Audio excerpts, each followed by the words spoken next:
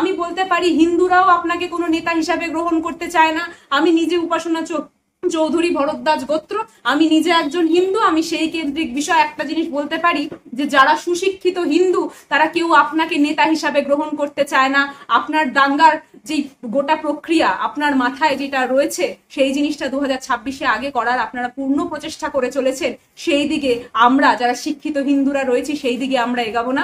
আমরা আমাদের কোনো মুসলিম ভাই শিখ ভাই কারোর গায়ে আঘাত আনতে আপনাদেরকে দেব না।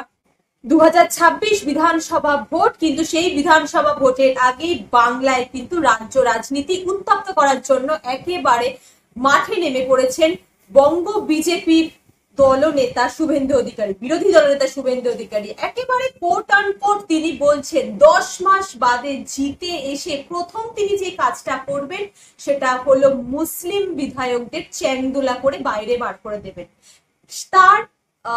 তার ব্যাখ্যাতে তিনি তাকে যখন সংবাদ মাধ্যম থেকে এবং সংবাদ কর্মীরা জিজ্ঞেস করেন তার ব্যাখ্যা দেওয়ার জন্য, তিনি বলেন একেবারে যাব তার কথা অনুযায়ী কোনো হিন্দু বিধায়ক আমার সামনে জিতে উঠতে পারবেন না।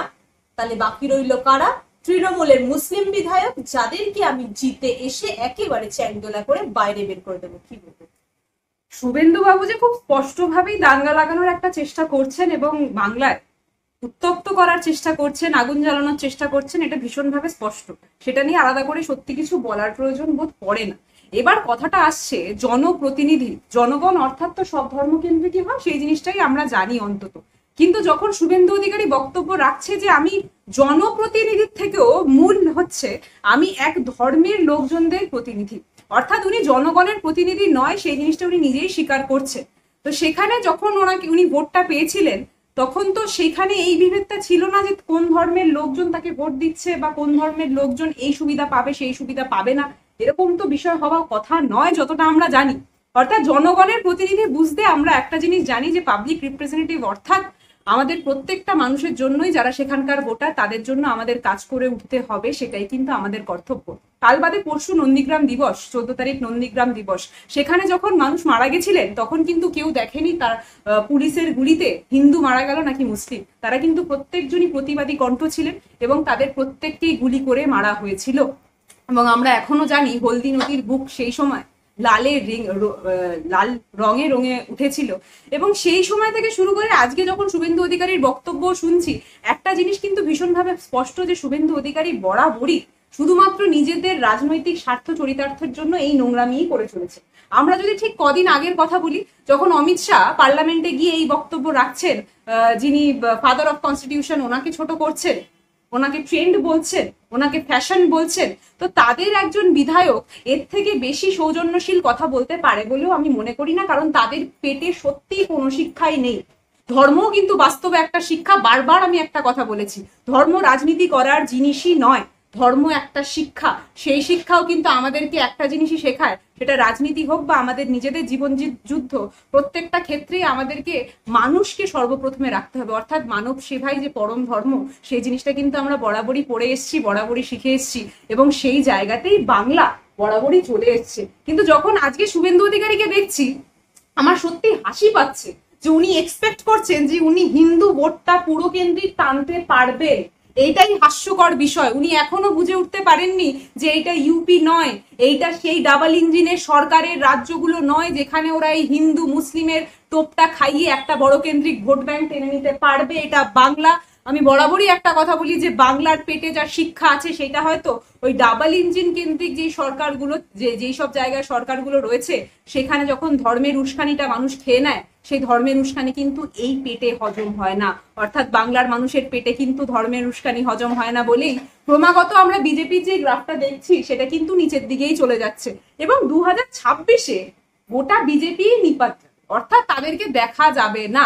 সেটা আজকের দিনে দাঁড়িয়ে যেখানে সিপিএম উঠে এসছে, অর্থাৎ শূন্যে রীতিমতো নেমে এসছে, সেই জায়গাটাই কিন্তু আমরা দেখবো যে 2026-এ বিজেপি ওই জায়গাটা তাদেরকে রিপ্লেস করছে। অর্থাৎ বাম এবং রাম দুই ভাই বোন কোথায় পাশাপাশি দুজনে কোলাকুলি করে বসে থাকবে, সেই জিনিসটাই কিন্তু আমাদেরকে দেখতে হবে। একটার পর একটা যখন আমরা দেখেছি প্রত্যেকটা বিষয়তেই ওনারা ধর্মকেন্দ্রিক ইস্যুটাই টেনে আনার চেষ্টা করে, ওনাদের এই প্রশ্ন কোনোদিনই আমরা শুনিনি যে রাস্তাঘাটটা ঠিকভাবে চলছে কিনা, আমরা কোনোদিন শুনিনি যে একটা বেসিক এমপ্লয়মেন্ট সিস্টেম এখানে হচ্ছে কিনা। আজকে আমরা দুদিন অন্তর অন্তর তোমরা যখন বিভিন্ন মিডিয়া চ্যানেলের পক্ষ থেকে তোমরা যখন ইন্টারভিউ নিতে আসো বা বিভিন্ন মানুষেরই ইন্টারভিউ নাও, প্রত্যেকটা কেন্দ্রিক বিষয় কিন্তু ধর্মকেন্দ্রিক হয়ে উঠছে। খুব আশ্চর্যজনক নয় কি?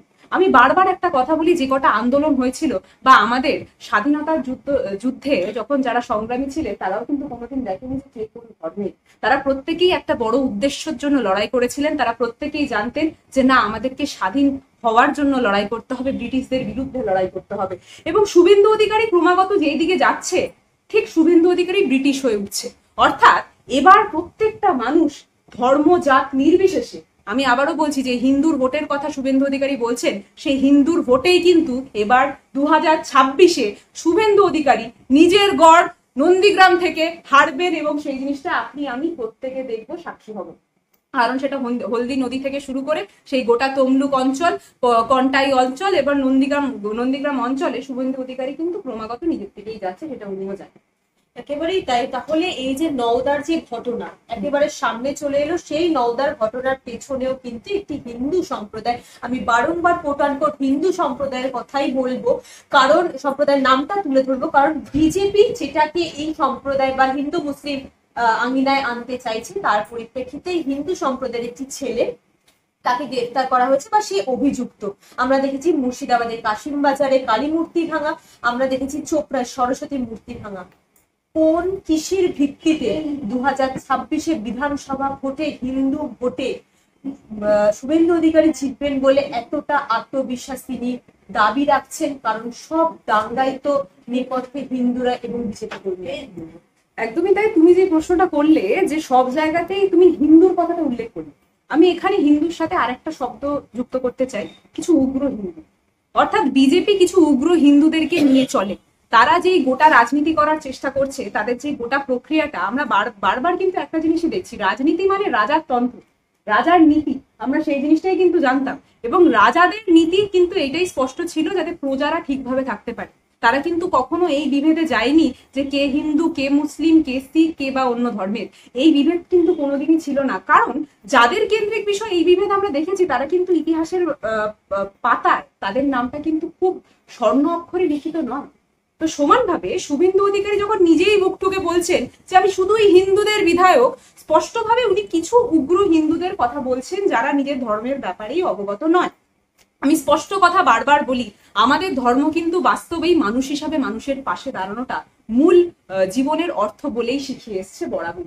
সেটা যদি আমরা স্বামী বিবেকানন্দের কথা বলি, সেটা যদি আমরা রামকৃষ্ণের কথা বলি, সেটা যদি আমরা আমাদের প্রত্যেকটা হিন্দু দেবদেবীর কথা বলি, প্রত্যেকটা দেবদেবী কিন্তু এই পথেই আমাদেরকে চালনা করাতে বিশ্বাসী ছিলেন হয়তো, এবং বাস্তবে যে মানুষ হিসাবে আমরা যাতে মানুষের পাশে, অর্থাৎ প্রত্যেকটা ক্ষেত্রেই আমরা দেখেছি যে ভুল যারা করেছে তারা শাস্তি পেয়েছে।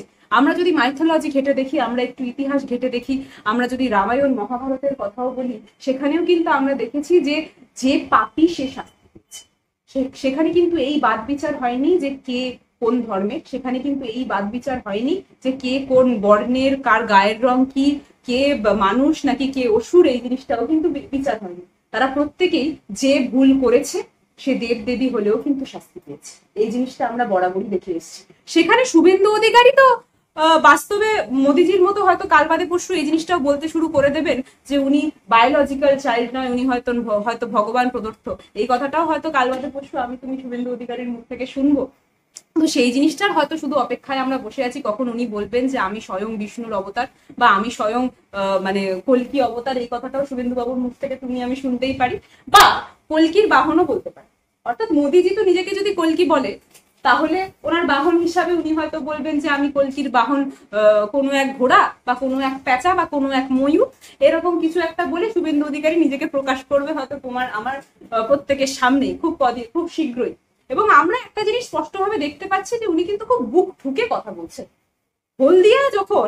হলদিয়ার রিসেন্ট ঘটনা, ওখানের বিধায়ক তৃণমূলে যুক্ত হয়েছে, উনি সেই কথাটা বললেন আমি তো বহুদিন আগে থেকে জানতাম। আরে আপনি যখন জানতেন তাহলে সেটার বিষয়ে কোনো স্টেপ নিতে পারেননি কেন? এটাই তো আপনার বড় হার। আপনি তাহলে এই জিনিসটাও জানেন যে নন্দীগ্রামে আপনি 2026-এ হারছেন, তাই জন্যই হয়তো আপনি নন্দীগ্রাম থেকে অন্য জায়গায় পালানোর চেষ্টা করছেন। যেই জায়গাটা আপনি বলছেন আপনার নিজের ঘর, সেই আপনার বগলের তলা থেকে কি হয়ে যাচ্ছে সেই জিনিসটা আপনার সত্যি জানা নেই, আর জানা থাকলেও সেই জিনিসটা রোখার ক্ষমতা আপনার নেই। তাহলে আপনি কেমন বিরোধী নেতা বাপু? এই জিনিসটা তো একটা বড় প্রশ্ন, এবং প্রত্যেকটা মানুষই আমরা বুঝতে পারছি। তো সেখানে দাঁড়িয়ে যখন উনি একটার পর একটা হিন্দুর কথা বলছেন, আমি বলতে পারি হিন্দুরাও আপনাকে কোনো নেতা হিসাবে গ্রহণ করতে চায় না। আমি নিজে উপাসনা চৌধুরী ভরদ্বাজ গোত্র, আমি নিজে একজন হিন্দু। আমি সেই কেন্দ্রিক বিষয় একটা জিনিস বলতে পারি যে যারা সুশিক্ষিত হিন্দু তারা কেউ আপনাকে নেতা হিসাবে গ্রহণ করতে চায় না। আপনার দাঙ্গার যে গোটা প্রক্রিয়া আপনার মাথায় যেটা রয়েছে সেই জিনিসটা 2026-এ আগে করার আপনারা পূর্ণ প্রচেষ্টা করে চলেছেন।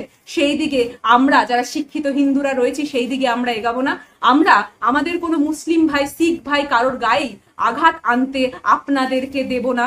আপনাদের মতো অসুরকে বরাবরই আমরা ইতিহাস দেখে এসছি, আমরা মাইথোলজি পড়ে এসছি, আমরা প্রত্যেকটা জিনিস রামায়ণ থেকে শুরু করে মহাভারত সব জায়গায় দেখেছি। সেটা কংস হোক বা অসুর, প্রত্যেকেরই কিন্তু বধ ঘটেছে। তো সেই জিনিসটাও এই 2026-এ বধ ঘটবে, এবং সেই জিনিসটা আমি আপনি প্রত্যেকেই দেখব। 2026-এ বিজেপি বধ হবে, এবং সেটা শুধুমাত্র তার নিজের গড় থেকে শুরু করে গোটা পশ্চিমবঙ্গে গোটা জায়গায় আমরা দেখবো যে বিজেপি আর কোনো জায়গায়